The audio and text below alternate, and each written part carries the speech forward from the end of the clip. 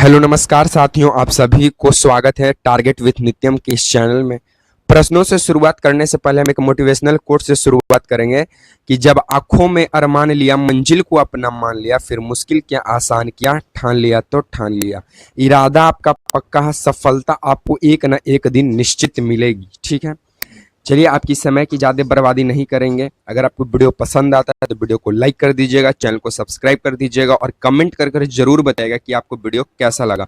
अन्यथा आपको अगर ये वीडियो पसंद नहीं आता है तो आप डिसलाइक भी कर सकते हो, कमेंट कर जरूर बताइएगा कि क्यों नहीं पसंद आया। ठीक है, चलिए हम देख लेते हैं कि ये तमाम परीक्षाएं के लिए उपयोगी हो सकता है। अब जैसे में आप जो भी परीक्षा उठा लें, जैसे में बीपीएससी हो सकता है, बीपीएससी शिक्षक भर्ती हो सकता है, बिहार पुलिस, बिहार दरोगा, Bihar SSC, SSC railway, banking, defence exam या फिर जिस जिस एग्जाम में जीके जीएस का सवाल बनता है, उन तमाम परीक्षाओं के लिए वीडियो उपयोगी होने वाला है। क्योंकि यहाँ पे जो भी सवाल कराए जाते हैं वे सभी प्रीवियस ईयर पर आधारित प्रश्न रहते हैं और किसी न किसी एग्जाम में पूछे हुए हैं। और जो भी प्रश्न कराए जाएंगे, प्रश्न के साथ साथ उसके ऑप्शनों का भी फुल डिस्कशन कराया जाएगा, जिससे आपके एग्जाम में एक भी प्रश्न जीके जीएस से संबंधित न छूट पाए। ठीक है, चलिए ज्यादा हम सीधी बात नो बकवास की तरह हमारी इस वीडियो में चर्चा रहती है रोज की भांति।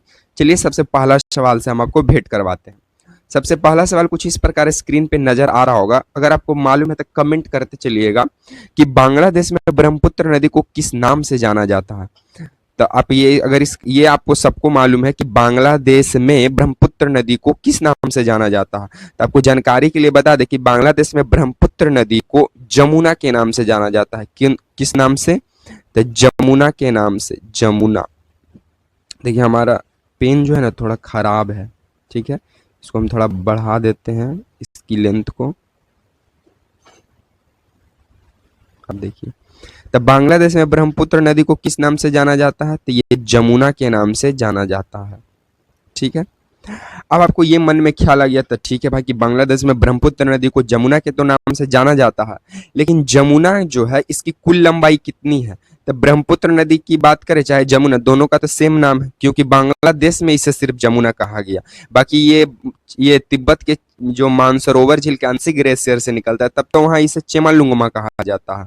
सॉरी, चेमालुंगमा नहीं कहा जाता है। ब्रह्मपुत्र नदी जहां से निकलती है, कहां से निकलती है? तो तिब्बत के मानसरोवर झील के अंदर आंशिक ग्लेशियर से निकलती है, तब वहां से निकलती है। तो तिब्बत में ब्रह्मपुत्र नदी को किस नाम से जाना जाता है?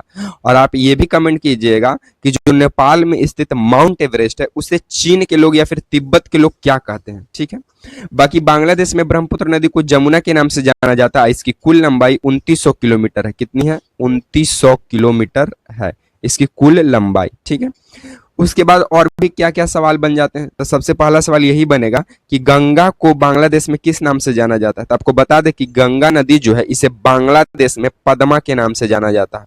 किस नाम से जाना जाता है? पद्मा के नाम से जाना जाता है। और गंगा नदी की कुल लंबाई 2525 किलोमीटर है। कितनी है? 2525 किलोमीटर है। ठीक है, 2525 किलोमीटर है। ठीक है, यहाँ पे लिख भी दिए हैं। साथ में भागीरथी और अलकनंदा का संगम ही क्या कहलाता है? तो भागीरथी और अलकनंदा का संगम ही गंगा नदी कहलाता है। ठीक है, ब्रह्मपुत्र की लंबाई 2900 किलोमीटर, आगे चर्चा हम लोग कर लिए हैं। ठीक है, उसके बाद अब हम लोग देख लेते हैं कि गंगा की कौन कौन सी सहायक नदियां हैं। तो यहाँ पे आप फोकस कीजिएगा कि गंगा की जो सहायक नदियां वह है रामगंगा, ताप्ती, गंडक, कोसी, यमुना, चंबल, सोन। ये सब गंगा की सहायक नदियां हैं। क्या है? सहायक नदियां हैं, जिसमें महत्वपूर्ण आप याद रख सकते हैं रामगंगा, यमुना, कोसी, गंडक और सोन। ये हमेशा आपको एग्जाम में कहीं ना कहीं आपको मिल ही जाएगा कि गंगा की सहायक नदियां निम्नलिखित में से कौन है। ठीक है, बाकी बात करें तो गंगा नदी की सबसे लंबी सहायक नदी यमुना माना जाता है। और ये जो चंबल नदी है, किसकी सबसे लंबी ये चंबल नदी जो है ये किसकी सबसे बड़ी सहायक नदी है? इसका भी आंसर आप लोग कमेंट बॉक्स में कमेंट कीजिएगा। बाकी गंगा नदी की सबसे लंबी सहायक नदी यमुना ही है। ठीक है, तो इन सभी सवालों को आप नोट कर लीजिए। अगर आपको मालूम है तो रिवीजन के तौर पर आप कहीं भी नोट कर सकते हैं। ठीक है, चलिए नेक्स्ट सवालों की ओर हम लोग आगे बढ़ते हैं। देखिए हमारा नेक्स्ट सवाल क्या कहता है, राष्ट्रीय उद्यान से संबंध रखता है कि भारत का पहला राष्ट्रीय उद्यान कौन था। ये किसको नहीं मालूम होगा कि भारत का पहला राष्ट्रीय उद्यान हेली नेशनल पार्क था। क्या था नाम? हेली नेशनल पार्क था, जिसकी स्थापना 1936 में किया गया था उत्तराखंड के अंदर। ठीक है। अब इसका हेली के बाद फिर इसका नाम पड़ गया Jim Corbett, Jim Corbett national park. फिर इसका नाम बदल कर, फिर इसका नाम जो है बदल कर क्या रखा गया, तो रामगंगा नया नाम इसे रखा गया, रामगंगा। क्यों? क्योंकि इसके नीचे से जिस ये जो पार्क है हेली नेशनल पार्क या फिर जिम कॉर्बेट, इसके नीचे से या बगल से रामगंगा जो है किसकी सहायक है, तो गंगा की सहायक नदी है जो गुजरती है, इसीलिए इसका नाम पड़ गया रामगंगा। ठीक है। तो भारत का पहले राष्ट्रीय उद्यान हेली नेशनल पार्क, जिसकी स्थापना 1936 में किया जाता है, फिर इसका नाम जिम कॉर्बेट पड़ता और नया नाम रामगंगा पड़ जाता। और ये कहाँ है, तो उत्तराखंड के अंदर है ये स्थित। अब उत्तराखंड के अंदर कौन कौन से राष्ट्रीय उद्यान स्थित है ये भी आपको मालूम होना चाहिए। ठीक है। तो यहाँ पे ध्यान दीजिएगा सॉरी, पहला आपसे पूछ देगा कि राजाजी नेशनल पार्क कहाँ है, तो राजाजी नेशनल पार्क भी उत्तराखंड में ही है। फिर नंदा देवी राष्ट्रीय उद्यान कहाँ है, तो नंदा देवी राष्ट्रीय उद्यान भी उत्तराखंड में है। गंगोत्री राष्ट्रीय उद्यान कहाँ है, तो गंगोत्री राष्ट्रीय उद्यान भी उत्तराखंड में है। और द गोविंद पशु विहार, अब इसमें बिहार लगवाते हैं ना कि बिहार के है, ठीक है। तो ये द गोविंद पशु विहार जो है ये भी उत्तराखंड का है। वाल्मीकि राष्ट्रीय उद्यान कहाँ स्थित है, किस राज्य में स्थित है, इसका आंसर आप लोग कमेंट बॉक्स में कमेंट कीजिएगा कि वाल्मीकि नेशनल पार्क कहाँ स्थित है। ठीक है। चलिए नेक्स्ट सवाल की ओर हम लोग आगे बढ़ते हैं। हमारा नेक्स्ट सवाल बनता है कि सबसे युवा भारत के राष्ट्रपति कौन थे, सबसे युवा एकदम जवान कौन थे हमारे भारत के राष्ट्रपति। तो आपको बता दें कि जो सबसे युवा राष्ट्रपति थे वो थे नीलम संजीव रेड्डी। कौन थे, नीलम, ये महिला नहीं थे कोई, नीलम संजीव रेड्डी, नीलम संजीव रेड्डी थे। ठीक है।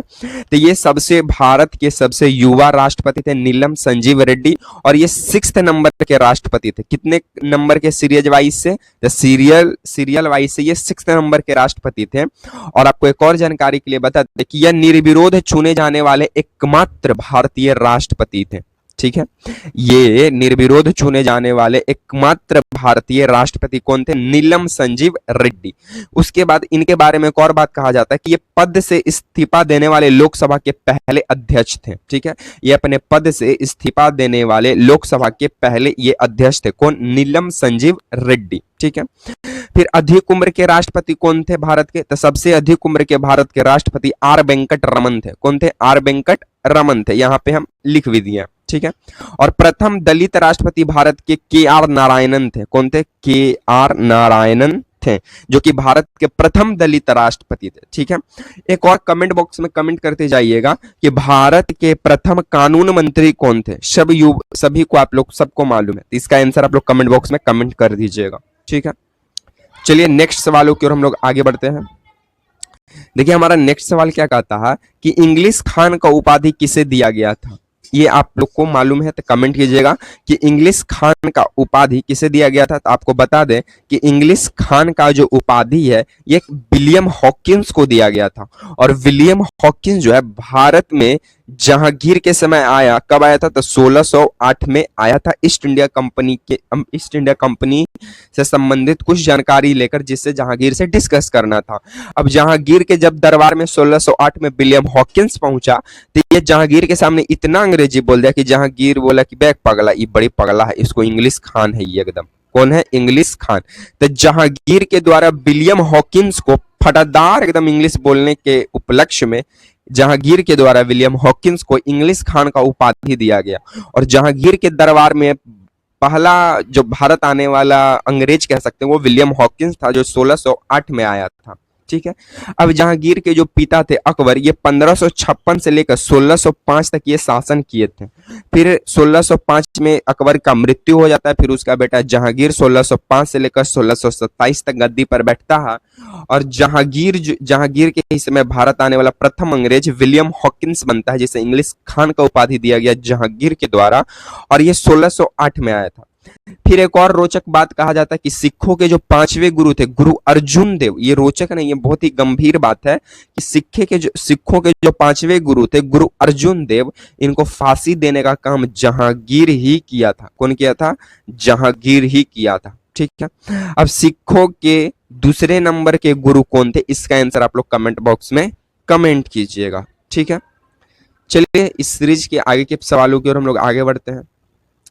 आगे का हमारा सवाल लोक नृत्य से संबंध रखता है कि महाराष्ट्र का लोक नृत्य कौन होगा। अब कौन लड़का है जो एसएससी और रेलवे की तैयारी न कर रहा हो और उसे महाराष्ट्र का लोक नृत्य ना मालूम हो, तो महाराष्ट्र का लोक नृत्य कौन कौन सा, तो तमाशा है, लेशिम है, इसे लेसिम है, उसके बाद कोली है, उसके बाद लावनी। लावनी तो सबके सर जुबान पे याद है, जैसे जुबा जुबा केसरी सब बोलता है ना, कौन ये कौन है, एक अजय देवगन है, एक और कौन है, उसी तरह ये सबको याद है कि तमाशा महाराष्ट्र का लोक नृत्य है, लेशिम महाराष्ट्र का लोक नृत्य है, कोली महाराष्ट्र का लोक नृत्य है और लावनी महाराष्ट्र का लोक नृत्य से संबंध रखता है। कुछ और भी लोक नृत्य हैं जो कुछ अन्य राज्यों से संबंध रखते हैं, जैसे में कि देख लीजिए एक हिमाचल प्रदेश का, ये 3 है, कहाँ का, हिमाचल प्रदेश का है, धामन लोक नृत्य हिमाचल प्रदेश का, चंबा लोक नृत्य हिमाचल प्रदेश का, छपेली लोक नृत्य हिमाचल प्रदेश से, ये सभी लोक नृत्य संबंध रखते हैं।